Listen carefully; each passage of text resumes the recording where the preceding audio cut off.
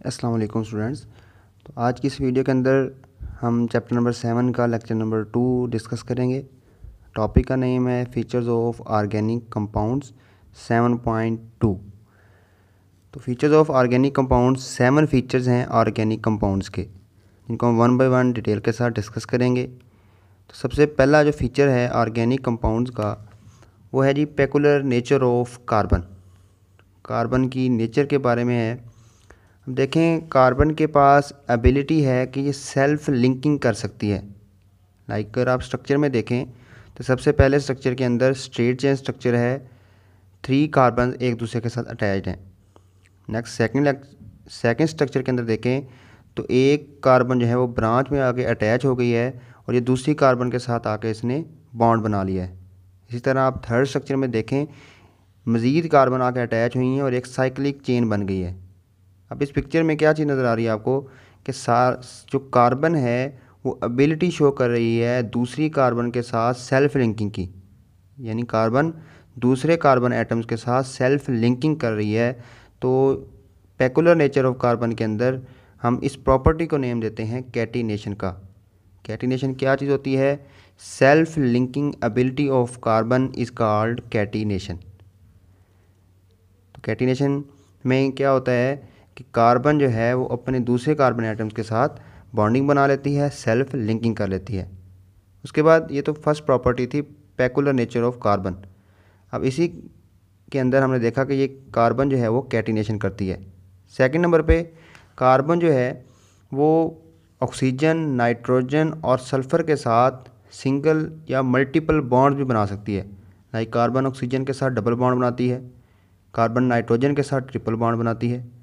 तो इस तरह कार्बन जो है वो स्टेबल सिंगल और मल्टीपल बॉन्ड भी बनाती है, जिसकी वजह से जो कार्बन है वो डिफरेंट कंपाउंड बनाती है और इन कंपाउंड्स के साइज़, इन कंपाउंड्स के शेप और इन कंपाउंड्स की जो स्ट्रक्चर होता है वो भी डिफरेंट होता है। इसमें हमने क्या देखा, पहली प्रॉपर्टी जो थी पेकुलर बिहेवियर जो कार्बन का, उसमें सबसे पहले कैटिनेशन। सेकंड नंबर पे कार्बन जो है वो ऑक्सीजन, नाइट्रोजन और सल्फ़र के साथ मल्टीपल बॉन्डिंग भी करती है। इसकी वजह से ये डिफरेंट साइज़, शेप और डिफरेंट स्ट्रक्चर्स के कंपाउंड्स बनाती है। ये थी जी फर्स्ट प्रॉपर्टी।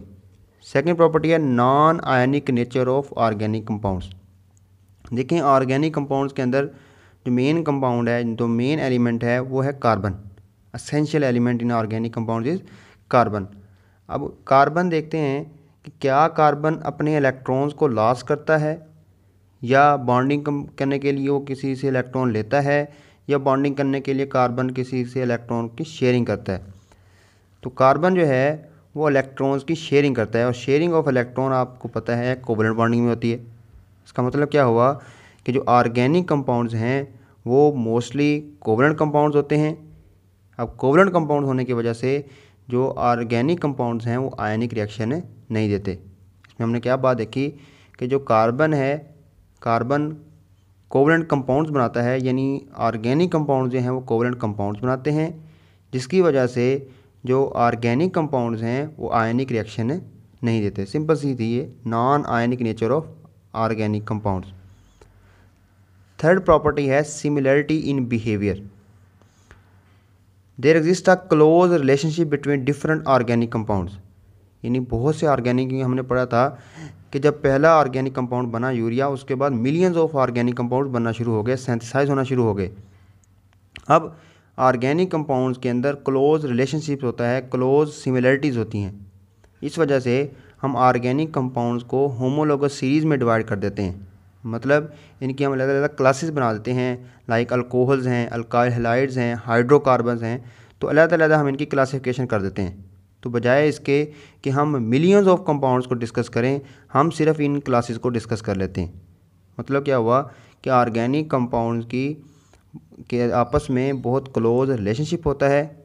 इस वजह से हम इनको सिंपली फ्यू चंद होमोलोगस सीरीज़ में डिवाइड कर देते हैं। मसलन अल्कोहल्स हैं, हाइड्रोकार्बन वगैरह। अब इस सिमिलरिटी की वजह से जो है वो स्टडी, जो मिलियंस कंपाउंड्स की स्टडी है, हम वो किस तरह कर लेते हैं, फ्यू होमोलोगस सीरीज। ये नहीं कि हम तमाम के तमाम ऑर्गेनिक कंपाउंड को स्टडी करें, हम सिंपली क्या करते हैं, इन अल्कोहल्स को डिस्कस कर लेंगे। ये थी जी third property, similarity in behaviour. Next fourth property है कम्प्लेक्सिटी ऑफ ऑर्गेनिक कंपाउंड्स। अब जो ऑर्गेनिक कंपाउंड्स होते हैं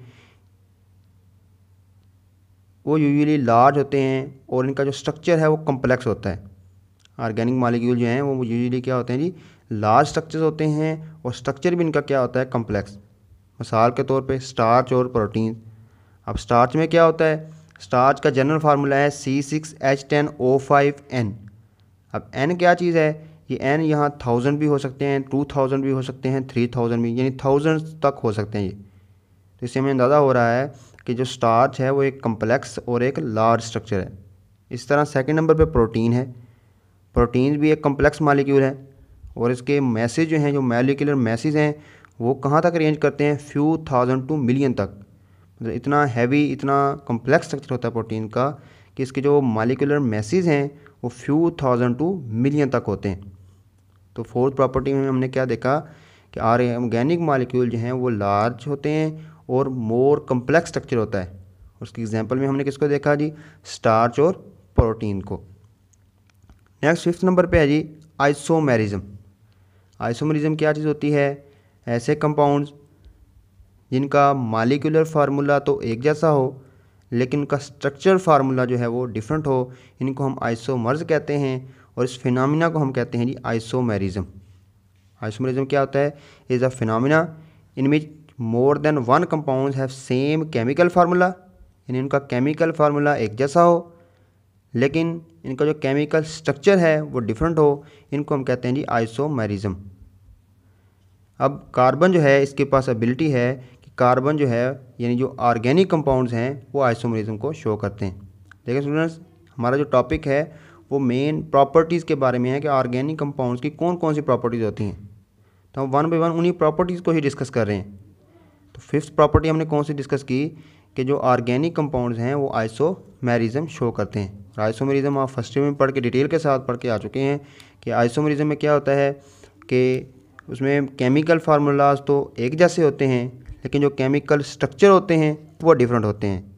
नेक्स्ट 6 नंबर पे हम प्रॉपर्टीज़ डिस्कस करेंगे रेट्स ऑफ ऑर्गेनिक रिएक्शन, यानी जो ऑर्गेनिक रिएक्शंस होते हैं इनके रेट्स किस तरह होते हैं।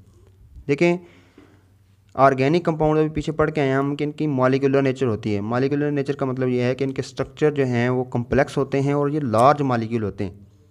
अब लार्ज मॉलिक्यूल होने की वजह से इनके जो रेट्स हैं वो क्या होते हैं, स्लो होते हैं।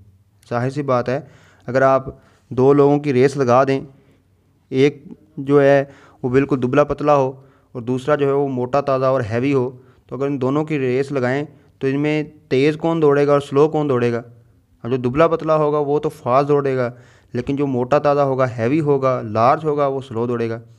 तो इसी तरह ऑर्गेनिक कंपाउंड जो हैं वो किस तरह होते हैं, ऑर्गेनिक कंपाउंड्स लार्ज होते हैं, कम्प्लेक्स होते हैं, इनके मॉलिक्यूलर मैसेज बहुत ज़्यादा होते हैं। मॉलिक्यूलर मैस जब ज़्यादा होगा तो रिएक्शन किस तरह होगा, इनका रिएक्शन जो है वो स्लो होगा।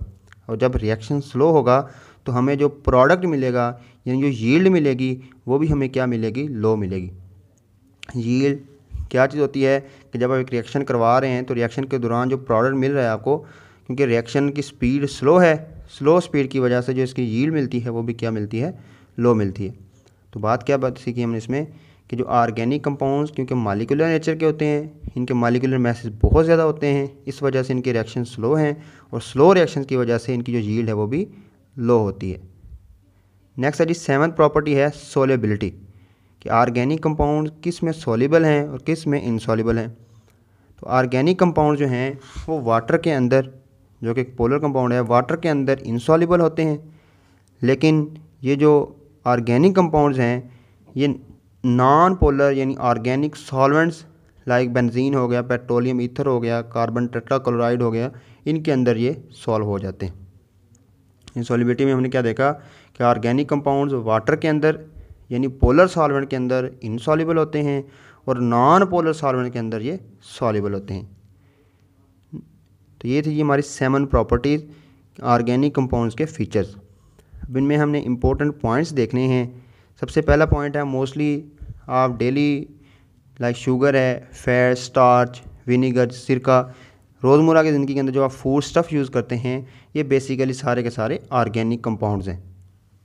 सेकंड, ऑर्गेनिक कंपाउंड्स की जो टर्म है ये बर्जीलियस ने 1807 के अंदर कॉइन किया था इस ऑर्गेनिक कंपाउंड की टर्म को। थर्ड प्रॉपर्टी, ऑर्गेनिक कंपाउंड्स के मेल्टिंग और बॉइलिंग पॉइंट जो हैं वो लो होते हैं एज़ कम्पेयर टू इनऑर्गेनिक। अब देखें मेल्टिंग पॉइंट और बॉइलिंग पॉइंट का वोलेटिलिटी के साथ रिलेशनशिप इन्वर्स होता है, यानी अगर मेल्टिंग पॉइंट और बॉइलिंग पॉइंट लो होंगे तो कंपाउंड आपका वोलेटाइल होगा, अगर मेल्टिंग पॉइंट और बॉइलिंग पॉइंट ज़्यादा होंगे तो कंपाउंड जो है आपका वो नॉन वोलेटाइल होगा। मेल्टिंग पॉइंट और बॉइलिंग पॉइंट लो होंगे तो कंपाउंड वोलेटाइल होगा, मेल्टिंग पॉइंट और बॉइलिंग पॉइंट ज़्यादा होंगे तो कंपाउंड नॉन वोलेटाइल। अब चूँकि ऑर्गेनिक कंपाउंड्स के मेल्टिंग और बॉइलिंग पॉइंट लो होते हैं इस वजह से organic compounds volatile in nature होते हैं। लास्ट है जी, ऑर्गेनिक कंपाउंड्स को हम आइसोलेट भी कर सकते हैं और इनको हम लेबॉरेटरी के अंदर प्रिपेयर भी कर सकते हैं। आइसोलेशन का मतलब ये है हम इनको प्लांट्स वगैरह से एक्सट्रैक्ट भी कर सकते हैं और इनको आर्टिफिशियली हम लेबॉरेटरी में प्रिपेयर भी कर सकते हैं।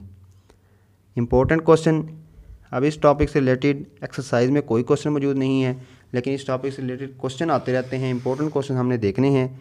तो सबसे पहले शॉर्ट क्वेश्चन है, write down any 2 characteristics feature of organic compounds. बहुत इंपॉर्टेंट शॉर्ट क्वेश्चन है कि जो हमने 7 फीचर देखे हैं ऑर्गेनिक कंपाउंड के, इनमें कोई से 2 फीचर्स आपने लिखने हैं, इनकी हेडिंग और साथ एक्सप्लेनेशन। ये क्वेश्चन सरगोदा बोर्ड में 2011 और 2013 और 2018 में आ चुका है।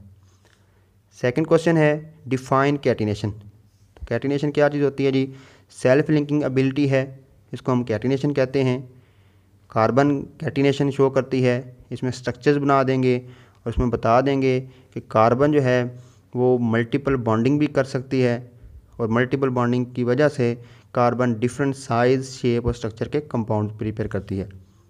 नेक्स्ट MCQ है जी, which one of these is not a property of organic compound. इनमें से कौन सी प्रॉपर्टी ऑर्गेनिक कंपाउंड की नहीं है? तो पहला जी, they possess complex structure and high molecular weights. क्या ऑर्गेनिक कंपाउंड्स के मॉलिक्यूलर वेट हाई होते हैं या लो होते हैं? तो हमने पीछे प्रॉपर्टीज में देखा था कि इनका मॉलिक्यूलर स्ट्रक्चर होता है यानी इनके मॉलिक्यूलर वेट बहुत ज़्यादा होते हैं। दे आर वोलेटाइल, बिल्कुल ये वोलेटाइल होते हैं ये। They have high melting as well as boiling point. तो लास्ट हमने इंपॉर्टेंट पॉइंट्स में देखा था कि जो ऑर्गेनिक कंपाउंड्स हैं इनके मेल्टिंग और बॉइलिंग पॉइंट क्या होते हैं? लो होते हैं। तो हमने क्वेश्चन का आंसर वही बताना था कि कौन सी प्रॉपर्टी नहीं है, तो इसका ऑप्शन कौन सा होगा? सी। डी ऑप्शन क्या है जी? They are mostly insoluble in water. बिल्कुल वाटर के अंदर इनसॉल्युबल होते हैं और जो ऑर्गेनिक सॉल्वेंट होते हैं उनके अंदर ये क्या होते हैं जी? सॉल्युबल होते हैं। तो ऑप्शन में से कौन सा करेक्ट होगा जी? C option. तो ये था जी आज हमारा lecture, features of organic compound. कल हम इंशाल्लाह ताला इम्पोर्टेंस ऑफ ऑर्गेनिक केमिस्ट्री को डिस्कस करेंगे। उम्मीद है कि आपको लेक्चर अच्छे तरीके से समझ आ गया होगा। अगर आपको कोई मसला है, टॉपिक्स में कोई इशू है, तो आप कमेंट बॉक्स में कमेंट करके पूछ सकते हैं। अपनी दुआओं में हमें याद रखिए। Wish you best of luck students. अल्लाह हाफिज़।